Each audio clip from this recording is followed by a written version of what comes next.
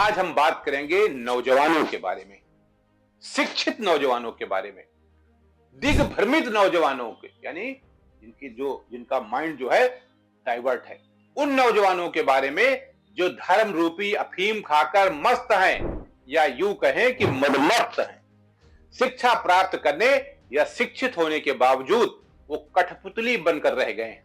जी हां, धार्मिक नेताओं के हाथों की कठपुतली, जातिवादी नेताओं के हाथों की कठपुतली, राजनीतिक नेताओं के हाथों की कठपुतली, जिन्हें वे जैसे चाहते हैं, जब चाहते हैं नचाते हैं और भिड़ाते हैं, लड़ने की प्रेरणा देते हैं। तो कभी कभी गौरक्षक बनकर, तो कभी इस्लाम खतरे में है यह कहकर उन्हें उत्तेजित करते हैं, तो कभी जन्नत की हूरों का ख्वाब उनका ब्रेन वॉश करता है, तो कभी उनकी कांवड़ यात्रा पर पुष्प बरसाकर उन्हें धार्मिक उन्माद बढ़ाने के लिए प्रेरित किया जाता है, ताकि उनके हाथों में कलम नहीं पत्थर थमाया जा सके।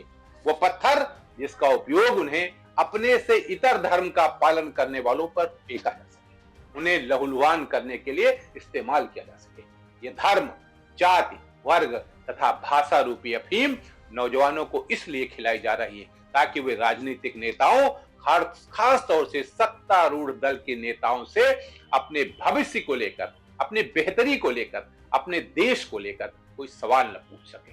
ये न पूछ सके कि बेरोजगारी को लेकर, महंगाई को लेकर, भ्रष्टाचार को लेकर, नौकरी को लेकर, संविधान को लेकर, आरक्षण को लेकर आपका दृष्टिकोण क्या है, आपका नजरिया क्या है, विकास के लिए आपका मॉडल क्या है, गरीबी हटाने के लिए आपका विजन क्या है, शिक्षा और स्वास्थ्य इतना महंगा क्यों है, देश पर इतना कर्जा क्यों है, देश में डर का माहौल क्यों है, सभी संवैधानिक संस्थाएं दबाव में क्यों हैं। इसके साथ ही ये भी पूछ सके कि मजहब और धर्म बचाना जरूरी है या फिर मनुष्यता और धरती बचाना जरूरी है। जहां तक मैं समझ पा रहा हूं, आज के असंख्य युवकों के सवाल भी यही है और उनका फोकस भी इन्हीं सवालों पर है। कितनी अजीब बात है कि जब देश के युवाओं से उद्यमशीलता की उम्मीद की जा रही है तो वे पत्थरबाजी में लगे, धार्मिक उन्माद बढ़ाने में लगे, सांप्रदायिकता के जहर को फैलाने में लगे, बांटने और काटने में लगे। ऐसे में इन युवाओं का भविष्य क्या होगा कहा नहीं जा सकता। इतना ही नहीं, अब तो राष्ट्रीय स्वयंसेवक संघ एक अन्य मुद्दा लेकर बाजार में आ गया है। वो ताजा तरीन मुद्दा है कि बांग्लादेश में हिंदुओं पर हो रहा अत्याचार को पूरे देश में पूरे शिद्दत के साथ फैलाया जाएगा। इस बहाने संघ तथा उसके समर्थक साधु संत तथा अन्य तमाम संगठन बांग्लादेश और संत चिन्मया दास के बहाने सनातन और बांटोगे तो काटोगे की एजेंडा को धार दिया जाएगा। इसके लिए बड़ी संख्या में सामाजिक और धार्मिक संगठनों को इसका नेतृत्व सौंपा गया है, जो इस बहाने सनातन की बात करेंगे, हिंदू राष्ट्र की बात करेंगे, पदयात्रा निकालकर हिंदुओं को एकजुट करने तथा उनके ध्रुवीकरण करने का प्रयास करेंगे और बताएंगे कि पदयात्रा करने वाला महापुरुष भगवान का अवतार है अथवा साक्षात भगवान है।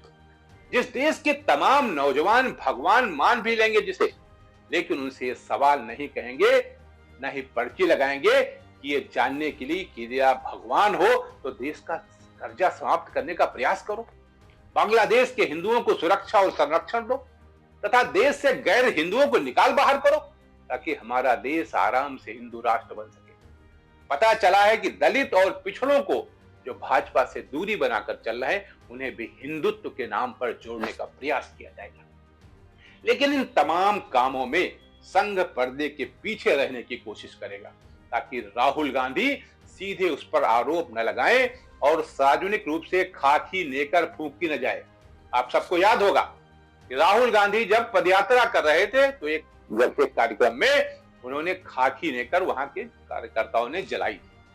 खाकी लेकर मतलब संघ की वो लेकर, अब पैंट भी हो गया है खाकी। मुझे इस समय संभल में हो रही पत्थरबाजी के बीच उस युवा आईपीएस ऑफिसर की बात याद आ रही है, जिसमें उसने युवाओं को आगाह करते हुए एक बात बार बार दोहराई थी कि नेताओं के बहकावे में ना आए, नेताओं के बहकावे में ना आए, अपने कैरियर पर ध्यान दें, कानून अपने हाथ में न लें, शांति बनाए रखें, अपने जीवन की चिंता करें, क्योंकि जीवन से, आपके जीवन से परिवार की उम्मीदें। अपना भविष्य बर्बाद मत करो इनके चक्कर में, नेताओं के, अपने नेताओं के चक्कर में अपना भविष्य बर्बाद मत करो।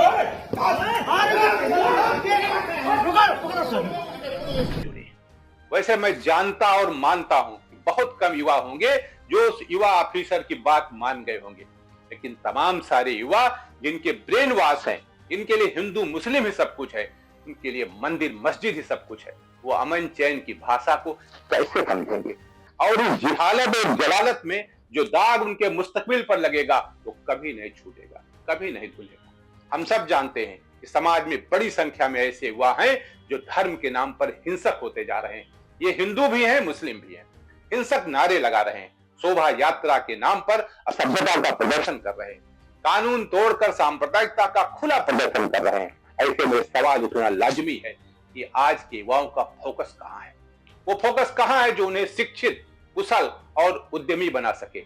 अगर आंकड़ों पर गौर करें तो पता चलता है कि 4.7% लोग ही भारतीय कार्य बल में औपचारिक रूप से प्रशिक्षण प्राप्त हैं, जबकि 83% के करीब युवा शामिल हैं बेरोजगारों की कुल संख्या में।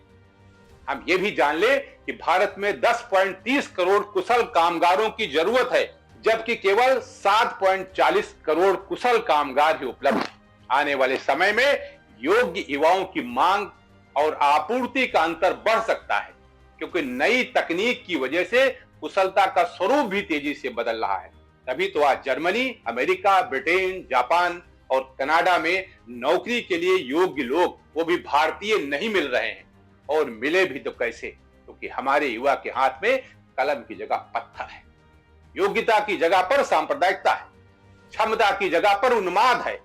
जबकि यह बात मैं डंके की चोट पर कह सकता हूं कि चाहे गौरक्षक बनने वाला युवा हो, हिंदुत्व और सनातन तथा मंदिर खोजने वाला युवा हो, फिर हाथ में तलवार, पत्थर और चाकू फेंकने वाला और इस्लाम के लिए मरने मिटने वाला हो, निराश दोनों है और निराशा का भाव दोनों में है। दोनों ही अपनी बातों को गैर कानूनी ढंग से समाज के सामने रखना चाहते हैं और इसे वे जायज भी मानते हैं। कारण ब्रेन वॉश। ऐसे युवाओं की मानसिकता का गंभीर अध्ययन होना चाहिए। मैं समझ नहीं पा रहा हूं कि ये कैसी पढ़ाई है, ये कैसा ब्रेन वॉश है जो युवा पीढ़ी को रचनात्मक रूप से सोचने का मौका ही नहीं दे रहा है। मैं एक बात बहुत ही विनम्रता के साथ सत्ता प्रतिष्ठान तथा विपक्ष दोनों से कहना चाहता हूं कि क्या लोगों की मौत को भी अब सामान्य व्यवहार के रूप में स्वीकार किया जा रहा है? क्या समाज या माता पिता की यह जिम्मेदारी नहीं है कि वो ये सुनिश्चित करें कि कोई भी युवा सांप्रदायिक भावों के साथ बड़ा न हो? समाज ये क्यों नहीं डंके की चोट पर कहता है कि जय हिंद से बड़ा एकता और अखंडता का नारा कोई हो ही नहीं सकता? लेकिन जब हम धार्मिक ध्रुवीकरण वाली फिल्मों को सपोर्ट और प्रमोट करेंगे तो फिर युवा तो दिग्भ्रमित होगा ही। आज के लिए इतना ही। नमस्कार।